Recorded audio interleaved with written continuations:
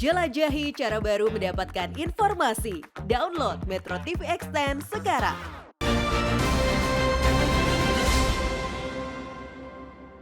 Dipersembahkan oleh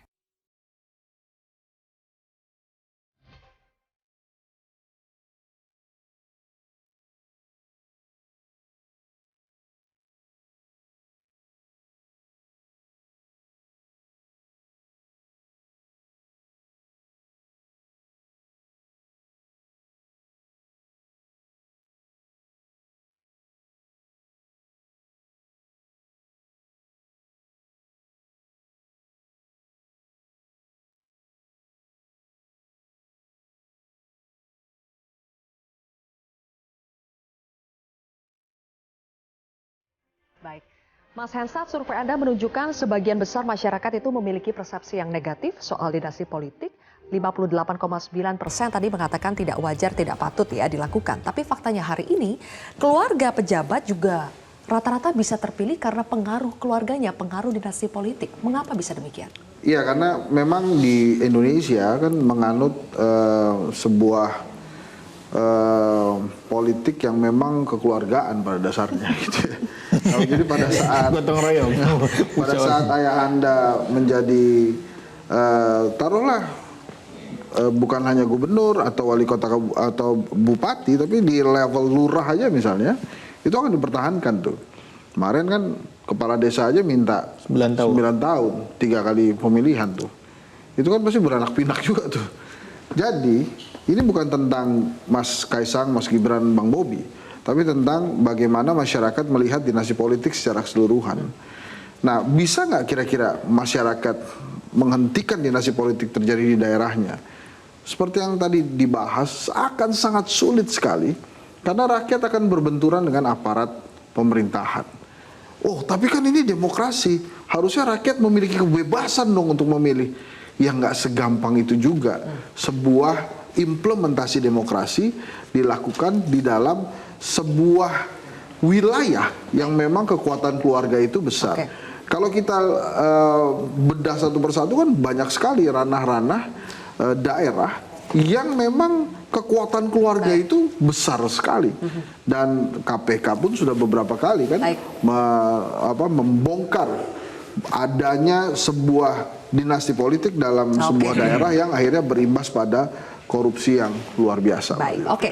Mas Dedi, menurut Anda kan Presiden Jokowi selama ini dilabeli sedang melakukan cawe-cawe. Apakah cawe-cawe yang dilakukan Presiden Jokowi belakangan ini itu tidak terlepas dari upaya untuk menjaga keberlangsungan terah politik Presiden Jokowi pasca dirinya tidak menjabat sebagai presiden?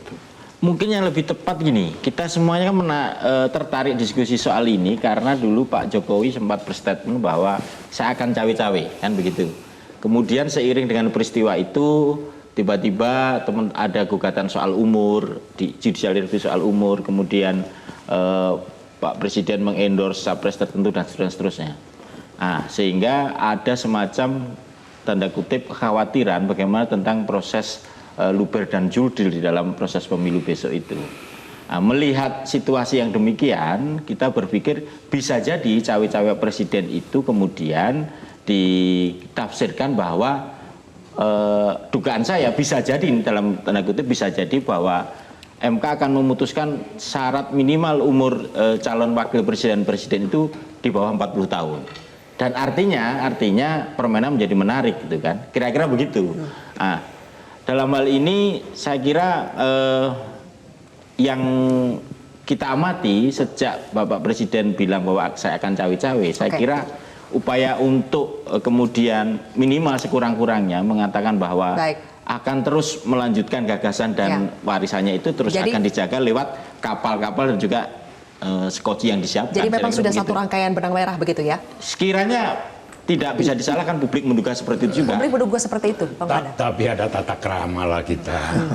Tata krama itu ada sopan santun berpolitik. Nanti Gibran jadi wakilnya Prabowo. Itu kan mengada-ada. Dan tak masuk di akal. Gibran kader PDI, tapi iseng aja. Ya kan? Nanti diapakan? dengan Prabowo. Astagfirullah ya Allah. Iya, dan yang gitu-gitu kita kurangi lah itu. Kurang elok gitu loh. Jadi kembali lagi ke persoalan tadi, internal kita juga kasih tahu kepada Gibran, kita kasih tahu juga kepada Bobi, kau bikin prestasi yang lebih bagus. Cetak karena bapakmu presiden, mertuamu presiden. Jangan mengada-ada. Itu artinya kita ambil satu dialektika untuk mendrive dia gitu loh. Baik. Jadi gosip-gosip, misalnya gosip politik Pak Jokowi akan jadi ketua umum Gerindra tuh mengada-ngada tuh. Apa ya? Enggak ada Bukan gosip. mengada-ada lagi, mimpi di siang Aneh. bolong.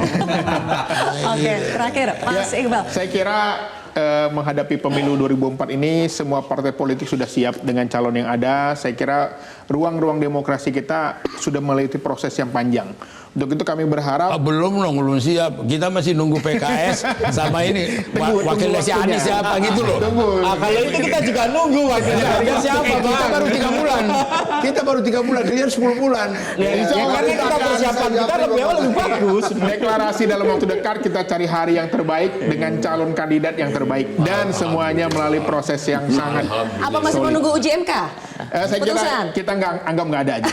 Kayaknya Pak Prabowo yang paling siap. Oh, Gibran. Tuh. Oh gitu sudah. Ini sinyal dari Bara JP tuh, inikah yang termasuk mengada-ngada lucu ini? Nggak ada, Pak Prabowo tuh hitungannya bisa jadi dia nggak nyalon loh. Kalau dia sendiri, terus kemudian Pak Jokowi mengajak semua koalisi pemerintahan untuk mendukung Ganjar, ya sendirian Pak Prabowo. Dan ingat waktu acara di GBK di PDI Perjuangan, PKB hadir, Prabowo nggak hadir. Ini perlu kita uji lagi ya. Oke, tapi tapi sayang sekali. Ganti namanya jadi bukan kontroversi, konspirasi. Aduh, jangan dong. Sayang sekali waktu kita sudah habis Bapak-bapak, tapi terima kasih sudah menghadirkan pemikiran-pemikiran di kontroversi pada hari ini. Saya Zilvia Iskandar pamit undur diri, kita jumpa lagi minggu depan. Sampai jumpa.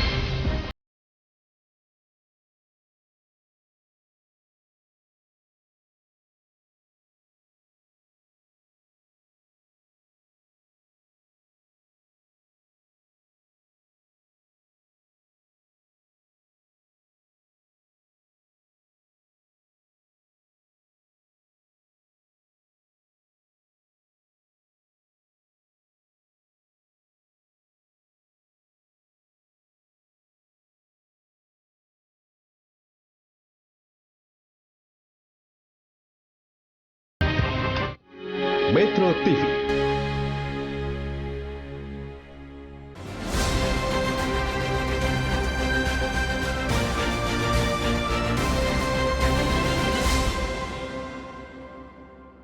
Dipersembahkan oleh